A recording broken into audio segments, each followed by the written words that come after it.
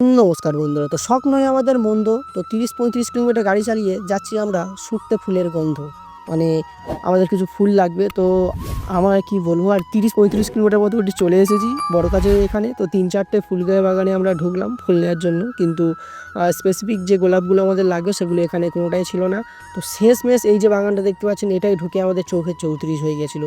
আমাদের জীবনে আমরা এত বড় বাগান কোনো দিন দেখিনি। মানে এখানে ফুল গাছ, ফল গাছ, মানে সব রকম গাছ আপনারা এখানে পাবেন। তো আমাদের কিছু স্পেসিফিক গোলাপ, যেমন সাদা গোলাপ, লাল গোলাপ, কালো গোলাপ, এইগুলো আমাদের লাগবে। তো এইগুলো খুঁজছিলাম, আর আমি তো চারিদিকে শুধু ভিডিওই করছিলাম, কারণ আমার এত বড় বাগান কোনোদিন দেখিনি আমরা। এত চারিদিকে ফুল ভর্তি, এত সুন্দর অপূর্ব দৃশ্য ছিল না, আমি কি বলবো।